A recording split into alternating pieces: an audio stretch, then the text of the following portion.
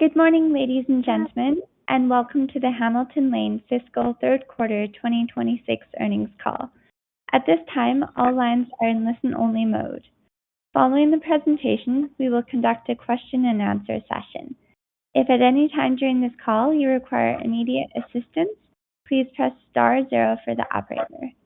This call is being recorded on Tuesday, February 3rd, 2026. I would now like to turn the conference over to John Oh, Head of Shareholder Relations. Please go ahead.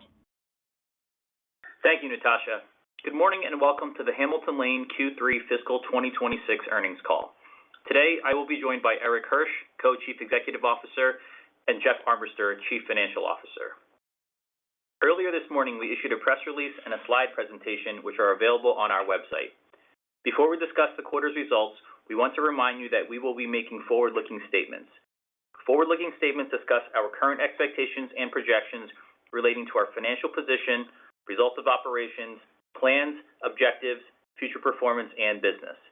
These forward-looking statements do not guarantee future events or performance and are subject to risks and uncertainties that may cause our actual results to differ materially from those projected.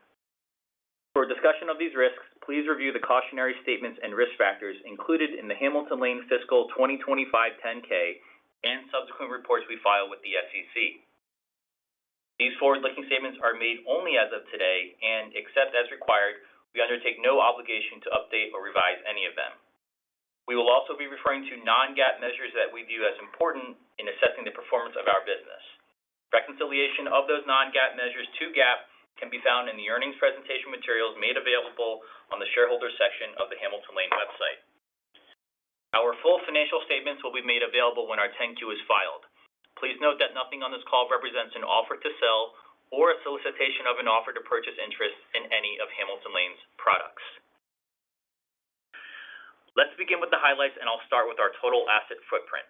At quarter end, our total asset footprint stood at over $1 trillion and represents a 6% increase to our footprint year over year. AUM stood at $146 billion and grew $11 billion, or 8%, compared to the prior year period. The growth came from both our specialized funds and our customized separate accounts. AUA came in at $871 billion and grew $50 billion, or 6%, relative to the prior year period. This stemmed primarily from market value growth of the portfolio and the addition of a variety of technology solutions and back-office mandates. Total management and advisory fees for the year-to-date period were up 11% year over year. Total fee-related revenue for the period, which is the sum of management fees and fee-related performance revenues, was $507 million and represents 31% growth year over year. Fee-related earnings were $254.6 million year-to-date and represent 37% growth year over year. We generated fiscal year-to-date GAAP EPS of $4.35 based on $183 million of GAAP net income and non-GAAP EPS of $4.41 based on $240.1 million of adjusted net income. We have also declared a dividend of 54 cents per share this quarter, which keeps us on track for the 10% increase over last fiscal year, equating to the targeted $2.16 per share for fiscal year 2026. And with that, I will now turn the call over to Eric. Thank you, John, and good morning, everyone. As we look back on calendar 2025, Juan and I are very proud of all that has been accomplished, and we are enthusiastic about the significant opportunity that lies ahead. Our team successfully navigated changing markets, industry evolution, and high client expectations. We delivered strong growth and outstanding results, and we exited calendar year 2025 with real momentum. We have a larger, more global reach, a more diversified platform, expanded and deeper client relationships, and new product lines that are gaining traction and growing. While Juan and I have the privilege of witnessing what this team does every day, it is also rewarding to be recognized by those outside of Hamilton Lane. So I am honored to say that Hamilton Lane was once again recognized by Pension & Investments as one of the best places to work in money management. We have now earned this recognition for the 14th consecutive year and are one of only 5 companies that has been recognized every single year since the award's inception in 2012. Our people are our asset, and we have worked hard to create an environment that is collaborative and growth-oriented, where we all focus on what matters, doing the very best we can for our customers. Let me move now to a quick update on the strategic partnership with Guardian that I highlighted on our last call. I'm proud to announce that the partnership has officially closed, and we are already hard at work. As a reminder, Hamilton Lane will oversee nearly $5 billion of Guardian's existing private equity portfolio, and these assets will be reflected in our total asset footprint beginning next quarter. Also, we expect to receive additional annual commitments of approximately $500 million for at least 10 years, enabling Guardian to access a broad range of private market opportunities across primary, secondary, and co-investment strategies through our platform. This also includes support for Hamilton Lane's global evergreen platform, where at least $250 million of capital will be invested into our evergreens. In addition, the partnership also provides Guardian with HL&E equity warrants and other financial incentives driving alignment and opportunities for long-term value creation. The initial economic impacts of the partnership will be recognized in our fiscal fourth quarter of 2026, and we will provide additional details on our next call. Our partnership with Guardian is a clear proof point of our ability to work alongside the world's most sophisticated institutional investors to design and execute comprehensive private market programs. In a very short period of time, we are already fully engaged. Capital has been allocated to our U.S. secondaries and venture evergreen funds, complemented by a sizable commitment to our latest closed-end direct equity fund and to the upcoming first close of our next secondary fund. Additionally, we have also successfully onboarded 3 of our U.S. evergreen offerings onto their Park Avenue Securities platform, and we look forward to working closely with their extensive advisor network to deliver evergreen solutions for their clients. We remain excited about this partnership and all the opportunities for mutual success that lie ahead. Let me now turn to an update on our capital raising and fee-earning AUM.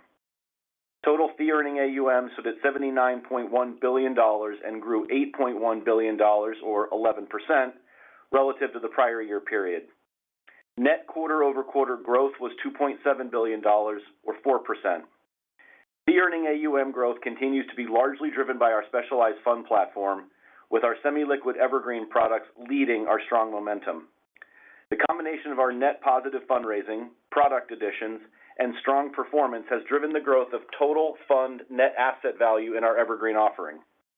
We have also executed well in our closed-end offerings, as evidenced by recent closes and momentum for those funds in market or that have recently held final closes. I will provide more detail on that shortly. Before I move on, I want to reiterate that our blended fee rate continues to benefit from the shift in the mix of fee-earning AUM towards higher fee rate specialized funds, most notably our evergreen products. Today, our blended fee rate stands at 67 basis points, with the mix of separate accounts to specialized fund fee-earning AUM at 52% and 48% respectively. This fee rate is 10 basis points or 18% higher than when we went public in 2017.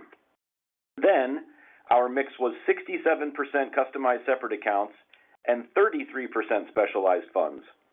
We view this shift as a powerful component of our business model and an important driver supporting the trajectory of our management fees over time. Let's move now to specialized funds, where fee-earning AUM ended fiscal Q3 at $38.1 billion, having grown $6.9 billion over the last 12 months. This represents an increase of 22%.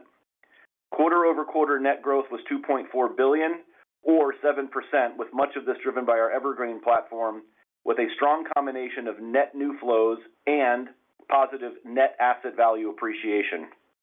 Additionally, we benefited from evergreen non-fee earning AUM that turned to fee earning AUM in the quarter, as I had detailed on our prior call. In addition to the growth numbers we are experiencing, we have in front of us several recent closed-end fund launches, most notably our 7th secondary product, which we discussed on our last call, and more recently our 2nd venture access product. To put that in context, our 6th secondary fund raised $5.6 billion and extended our track record of raising larger successive funds in that franchise. We believe we are capable of successfully managing increasingly larger pools of capital in both of these spaces, and in neither space are we anywhere close to the largest player. We have plenty of room to continue to grow. On the venture side, we're looking to build on the success of our inaugural Venture Access product, which closed in February 2025 with nearly $610 million of investor commitments.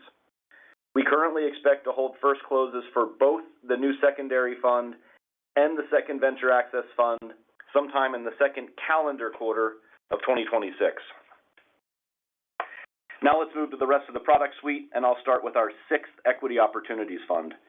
As a quick reminder, this fund focuses on direct equity investments alongside leading general partners, and it offers two fee arrangements that either charge management fees on a committed capital basis and a 10% carry, or fees on a net invested basis with a 12.5% carry. Our prior direct equity fund offered the same arrangement and raised $2.1 billion. Now, during the quarter, we held additional closes totaling nearly $300 million of LP commitments.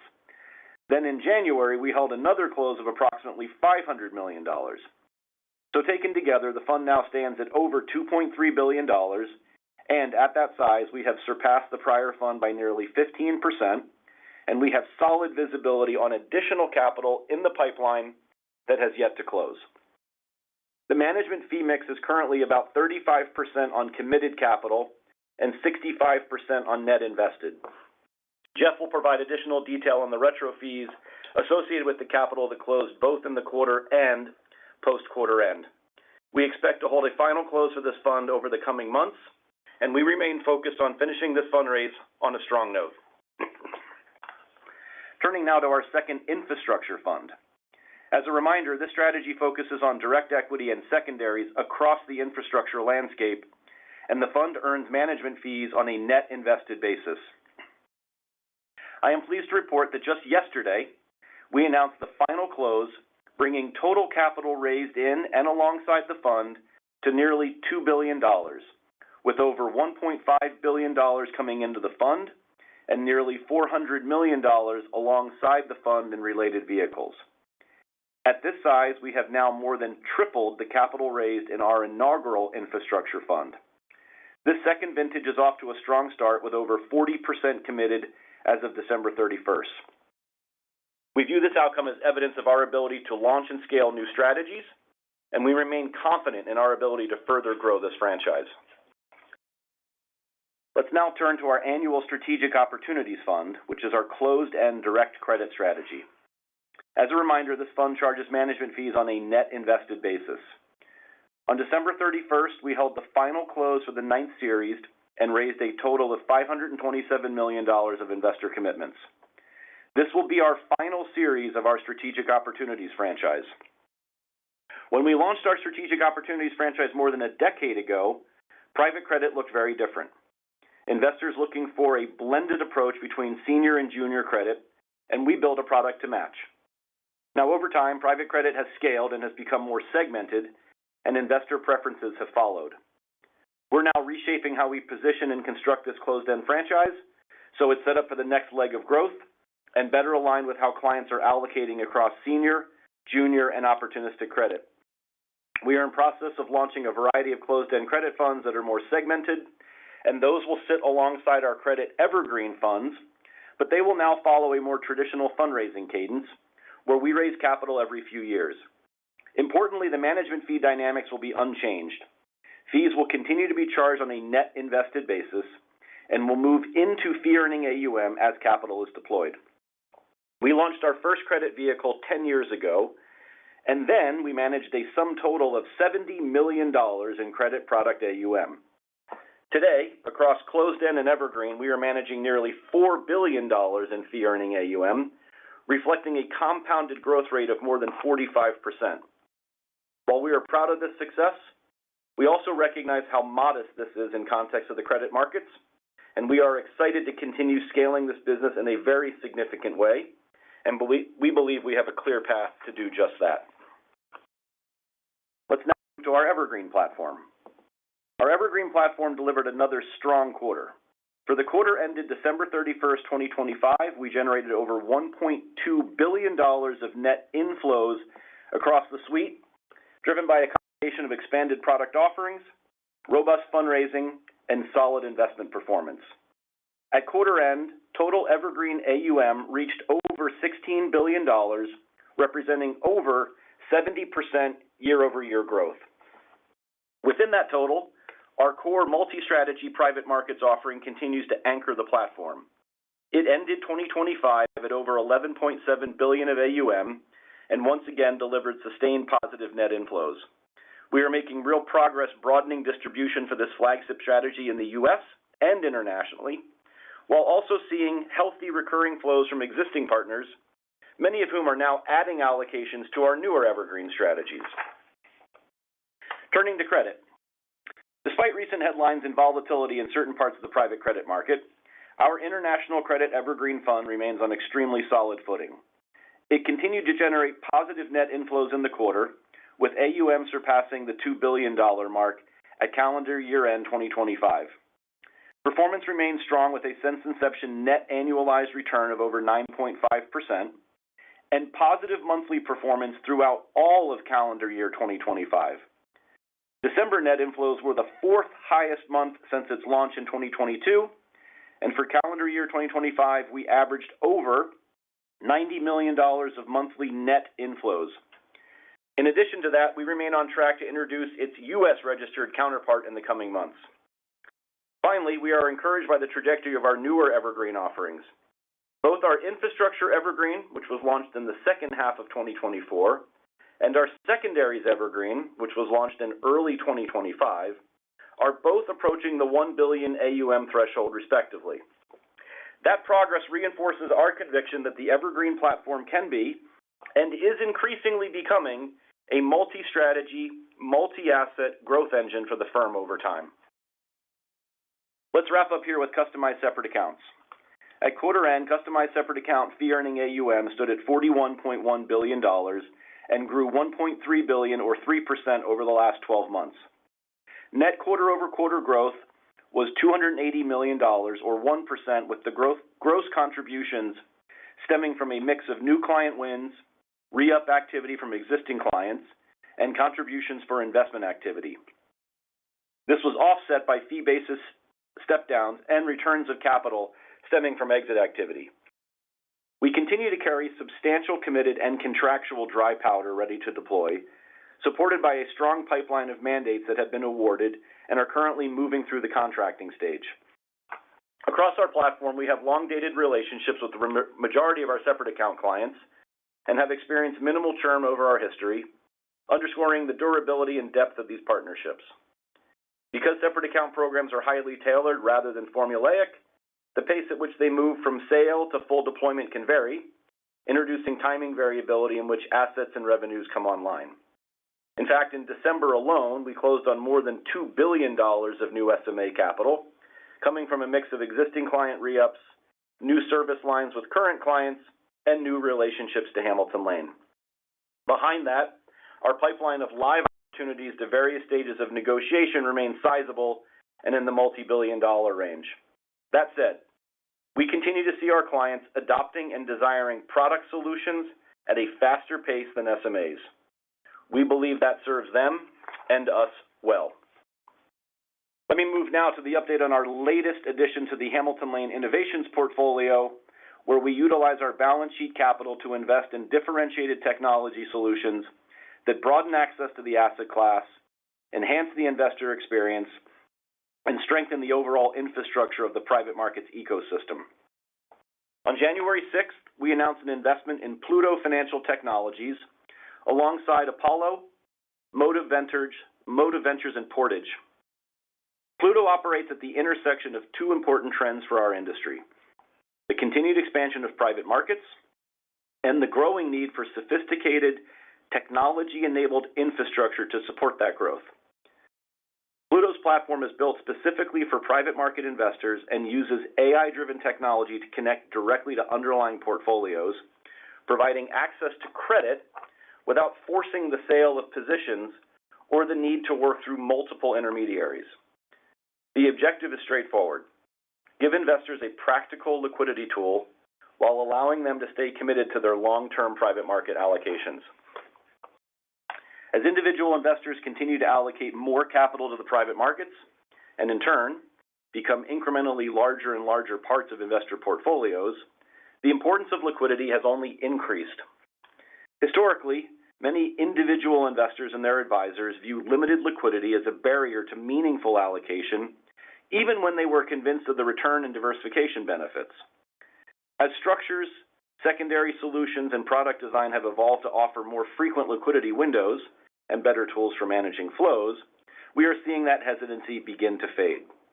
We believe that continuing to improve the liquidity experience for individuals in a thoughtful, risk-aware way is one of the keys to deeper penetration of private markets in the wealth channel. Simply put, the more we can marry institutional quality exposure with a liquidity profile that works for individuals, the larger the opportunity set becomes. We believe that Pluto is helping to drive increased liquidity in our asset class and uniquely leveraging technology to make that happen. We are proud to join them on this important journey and look forward to providing you with future updates.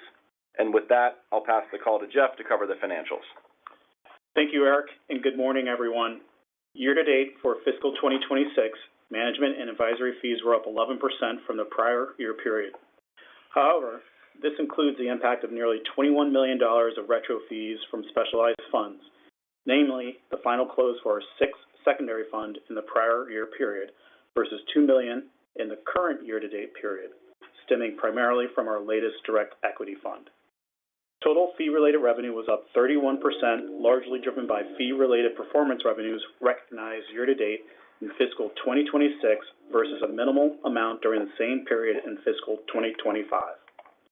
Year-to-date, specialized funds revenue increased by $35 million, or 15% compared to the prior year period.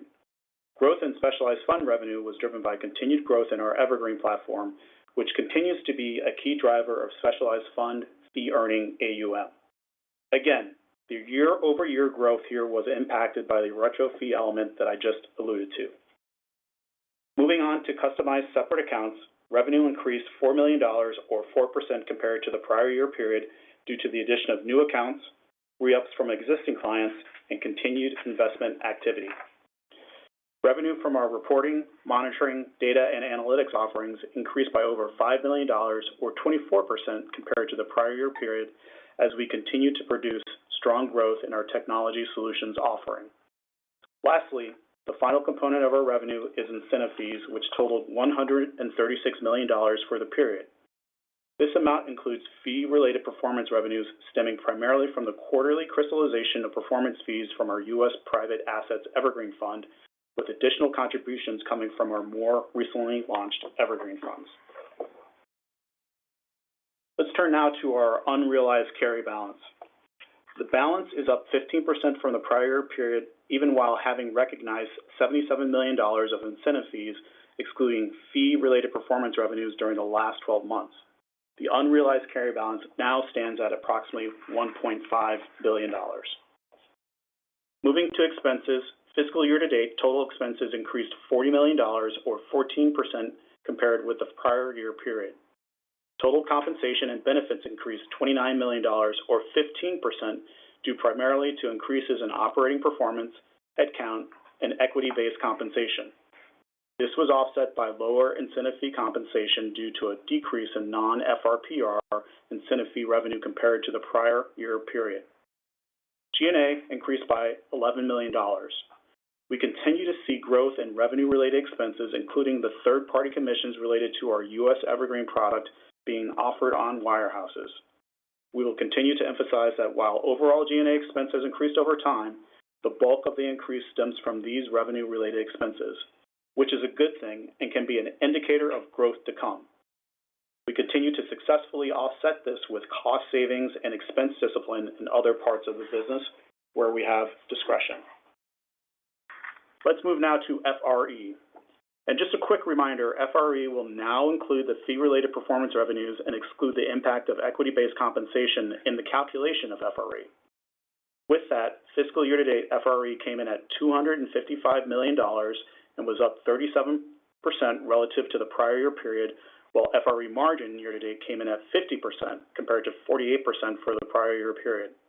Both FRE and FRE margin benefited from strong fee-related performance revenues in the period. Before I wrap up and end with some balance sheet commentary, I wanted to reiterate and summarize the financial impacts from the Guardian partnership, and as Eric mentioned earlier, the initial financial impact will not be reflected until next quarter. We expect to earn management fees on capital invested into our evergreen funds, which will be reflected in specialized funds revenue, as well as fees from a separate account that will resemble a typical institutional mandate in both portfolio construction and fee schedule. In both cases, there is also potential for performance fees aligned with the underlying strategies. The associated warrant package is expected to result in less than 1% dilution based on our fully diluted share count as of December 31, 2025, and be based on a vesting schedule. Additional details on the warrant package can be found in our prior Q2 10-Q and our upcoming 10-Q filing. I'll wrap up now with some commentary on our balance sheet. Our largest asset continues to be our investments alongside our clients in our customized separate accounts and specialized funds. Over the long term, we view these investments as an important component of our continued growth, and we expect that we will continue to invest our balance sheet capital alongside our clients. In regard to our liabilities, we continue to be modestly levered and will continue to evaluate utilizing our strong balance sheet in support of continued growth for the firm. With that, we will now open up the call for questions. Thank you. Ladies and gentlemen, we will now begin question and answer session. Should you have a question, please press the star followed by the 1 on your touch tone phone. You will hear a prompt that your hand has been raised. Should you wish to decline from the polling process, please press star followed by the 2. If you are using a speakerphone, please lift the handset before pressing any keys. We ask that you please limit yourself to 1 question. If you have additional questions, you may press star 1 again. 1 moment, please, for your first question. Your first question comes from Ken Worthington with JP Morgan. Please go ahead. Hi, good morning, and thanks for taking the question. Eric, can you talk about the product roadmap for wealth in calendar 2026? You opened a handful plus of new wealth-focused specialized fund products in 25, including the registration of existing funds into different regions. How should we see 2025 for new product launches really geared to this wealth customer? Thanks, Ken. A couple of things. I think and I had mentioned this on a prior call, I think the part that's been noteworthy for us is how these products are actually resonating with the institutional customer. So today, we're still seeing about 15 to 20% of our flows coming from the institutional customer. And I think we believe that as folks get more acclimated and more educated, that number will continue to go up. So you mentioned it, in calendar 2025, we launched a lot of product. I don't think 2026 will see nearly that volume coming from us. We've now built out strategies in a lot of our core areas. So while we will add some additional products, it won't be nearly at the rate as we saw a year prior. And our focus right now is really getting the products that we have in market to scale. Great. Thank you. Thank you. Your next question comes from Alex Blostein with Goldman Sachs. Please go ahead. Hey, good morning. This is Anthony Allen for Alex. I wanted to ask about software exposure in the business, just given recent events. There's been a growing number of concerns around software exposure for a lot of your peers. So could you expand on what that looks like at Hamilton Lane and how you see those businesses performing given potential AI risk? Thank you. Sure, Anthony, it's Eric. I'll take that. So I think different than a lot of the other large publicly traded managers, our portfolios are much more diversified because we're not taking ownership directly of single assets. So that co-investment, secondary, and fund model for us results in our customer exposure being very, very diversified across sector, geography, size, et cetera. So one, we don't have any kind of concentration across portfolios in software. And so that's not a topic for us that right now that we see as at all of an issue for us nor for the customers.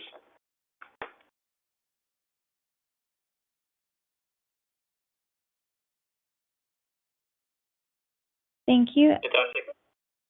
Um, Your next question comes from Michael Cypress with Morgan Stanley. Please go ahead, Michael. Oh, hey, thanks for taking the question. Just wanted to ask about exit activity. Just curious how you're seeing exit pathways evolve across your platform and the broader industry, and what would you say is maybe the one or two gating items that you're watching that could make distributions accelerate sharply across the industry? Sure, Michael, it's Eric. So we are seeing distribution activity pick up. I think this has been more of buyers and sellers reaching more of a kind of an equilibrium in how they're each viewing the market. The IPO market better, but as you know, and as we've discussed in the past, that's not a huge exit activity for our business and not a huge exit activity for our portfolios. So generally, I think what moves the needle more is simply having buyers and sellers agreeing kind of where the markets are and agreeing on price. So we see that happening. We see a rationalization occurring there. It's also driven by just the maturing of the assets and the fact that a lot of them are now reaching kind of their fourth or fifth or sixth year of ownership. The work has been done, the growth has been achieved, and now they're ready to go and harness the profits. So I see 2026 as a stronger exit environment than we saw certainly in calendar 2025. Great, thanks. And if I could ask a follow-up question on the Evergreen platform that's quickly becoming multi-asset, multi-strategy, and with a number of scaled products over $1 billion in size. How are you thinking about opportunities that can open up now as a result of that evolution, whether it's model portfolios, maybe even obtaining placement within target date or other liquid fund strategies in partnership with others? Curious how you're thinking about that. Yeah, I think we're thinking about all of those pieces, Michael. I think what you're seeing is wave number one was sort of the introduction of these products to the market. Wave number two has really been focused on education around some of the benefits of these products to both institutional and individual investors. And wave number three, to me, becomes more around kind of the structuring and partnership where you start using these products as tools in a variety of different ways, a number of which you mentioned. So we're kind of through wave one. We're getting towards finishing up wave two on the education piece, which still continues. And now we're heading into wave three. And so we're involved in dialogue across all of those aspects. Great, thank you. Your next question comes from Alex Bond with KBW. Please go ahead. Hey, good morning, everyone. I actually have a follow-up on the Evergreen side and specifically the increasing institutional base there. So you've highlighted previously that one of the reasons these products are attractive for institutional investors is their more liquid nature relative to a traditional drawdown fund. But maybe it would be helpful if you can help us think about maybe what the dispersion has been in terms of redemption requests between institutional and retail clients within the Evergreen suite to date, and maybe to what extent institutional clients have taken advantage of this feature to date. Thank you. Yeah, Alex, Eric. So I actually don't think the liquidity provision is one of the top two most attractive pieces to them. I think the top two most attractive pieces are much more around ease of use, dealing with capital calls, distributions, and sort of severely lagging reporting schedules, not optimal. Benefit number two is the ability to actually tactically manage your portfolio in a more thoughtful way. If you're a CIO today of an institution and you want to apply some sort of a credit overweight or an infrastructure overweight or a venture overweight, doing that through drawdown funds is really impractical. You have to go have us find the funds for you, subscribe to the funds. It takes years for those funds to get capital to put to work to see the net asset value grow. And so trying to do a tactical overweight using drawdown funds means that you need to sort of have a 3 to 5+ year view outwards that overweight is going to sort of still be a good thing in that timetable. In Evergreen, they can simply put on an overweight instantaneously because the capital is obviously fully invested. So we're not seeing the institutional investor behave with a higher redemption rate or moving in and out. We're seeing them use this as a portfolio construction tool and ease of use. Third piece I'd mention is actually small institutional investors. Back in the day, they would be a fund-to-funds customer. And as you know, Hamilton Lane hasn't even offered a fund-to-funds product in years. That market segment altered that investor base, in some cases left the asset class altogether, or they got convinced that going into a secondaries or co-investment fund was an okay solution. Today, that small institutional investor is much more embracing every way to re-enter the private markets. So we see all those as thoughtful, good, and those are going to be long-term sustaining trends. Got it. That's helpful. Thanks, Eric. Your next question comes from Brennan Hawken with BMO. Please go ahead. Good morning. Thanks for taking my question. Was hoping you could speak a little bit to what you're seeing on the ground in the wealth channel. I hear about a little bit of sitting on hands with the headlines around private credit that we saw into year end. So curious what you're seeing there. And when we also have heard that there's the potential for a greater shift or a greater preference for model portfolios, sort of centralizing the allocations. Are you seeing any early signs of that? And what are your thoughts about how to deal with such a shift? Sure, it's Eric. I'll take those. So look, we kind of laid out our flows. We're not seeing the sitting on hands that you're sort of referencing. I think part of this is we're positioned as a differentiated product. That manager of managers is simply different than single manager strategy, and I think the market has obviously been very receptive to our positioning there, and our flows continue to be good. Model portfolios, certainly a topic of conversation. You're seeing early moves there, but to say today that you're seeing some massive sort of sea change, I would say just the data is not bearing that out. As I mentioned on the prior question, we're engaged in dialogue around that. We have some model portfolio exposure already, and I think this is going to come down to investor preference. I don't see a world where all investors are going to simply want some model portfolio. Investors generally, whether we're talking about buying private market assets, we're talking about buying food or clothing, investors want choice and they tend to want to control. And so for some, that model portfolio will be ease of use, and that will be the most attractive aspect to it, and that will be sort of the guarding item. And for others, they're going to want to make much more tailored, individualized selection. So I think it's a world where you're going to see both pieces exist, and we're all going to have to make sure that our products and our lineup is meeting the customer where the customer is, not trying to force the customer to kind of adhere to whatever game or structure that we want them to be playing. Great. Thanks for that color, and thanks for taking my question. As a reminder, if you wish to ask a question, please press star 1. The next question comes from Mike Brown with UBS. Please go ahead. Great. Thanks for taking my question. Wanted to ask on the secondary side. So it's clearly a hot asset class, maybe the hottest asset class in the space at the moment.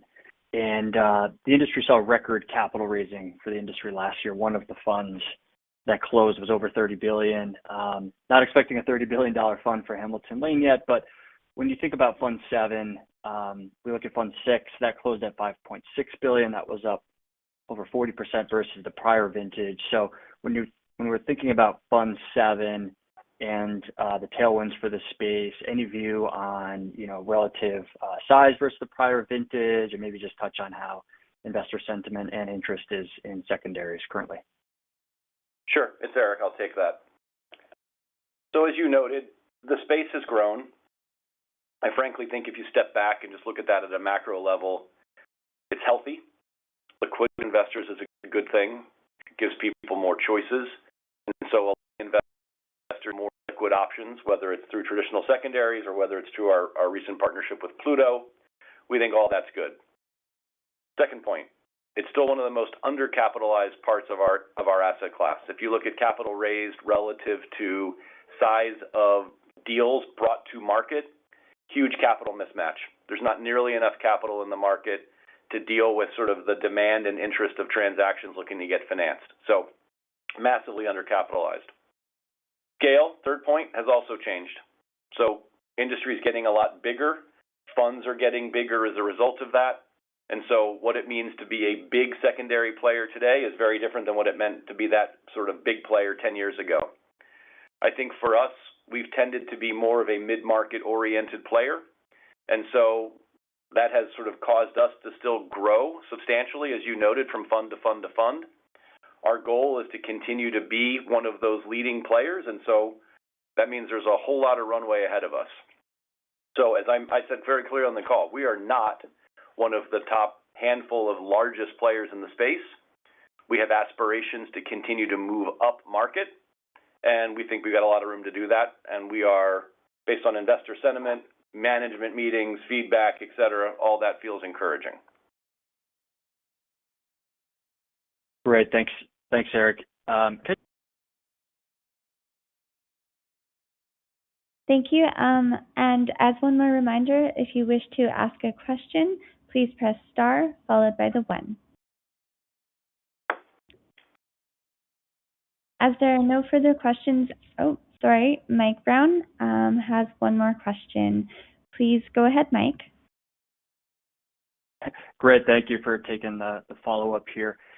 Eric, I just wanted to follow up on the software question earlier in the call. Just given your unique visibility into funds and the underlying portfolio companies, and I'm sure your active dialogues with managers, can you just maybe expand on your view on how AI disruption could really kind of flow through this software landscape, and how certain parts of the market could be more impacted than others, and certain areas that perhaps have better insulation from these AI disruption-related risks? Sure. I think this is sort of the danger of painting with an overly broad brush. I think it's frankly not a lot different than what we're seeing in credit. You've got a handful of managers who have credit portfolio problems due to their own investment selection, and then we want to sort of turn that into kind of a broad industry issue. There's no question that there are some software businesses that were bought sort of pre-COVID. High prices were paid. AI was far away when those transactions were done. The impact was not sort of priced in.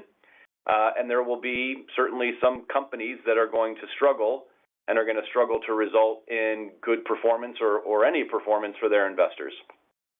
That said, the notion that every software business is going to suffer, hugely negative consequences due to AI, I think is not true. And frankly, we're sort of seeing that we've got a number of companies in the software space that are continuing to grow, continuing to rack up customers. I think there's another way to look at this, which is in some cases the AI solution is in need of the client, and the traditional old school software companies have the customer. I actually think you could see some mergers and acquisitions that are coming from kind of what we'll think of as new tech versus old tech, and that might be a completely fine outcome. So I think what we're saying to our clients today, whether it's around software, whether it's around credit, or whether it's around any sub-strategy, we need to have a much more granular conversation about companies, fund managers, individual funds, rather than having big macro strategies. And that's one of the macro discussions, and that's one of the benefit of where we sit. We get to go and do diligence on every fund manager, looking through every asset that they hold. And if we're looking at a secondary deal, we're getting to price through every company in that underlying portfolio. And so we're not making big investment decisions kind of thematically. We're making them kind of a bottoms-up, asset-by-asset look-through to figure out whether there's high-quality assets and making sure we're getting those at the right price with the right partner.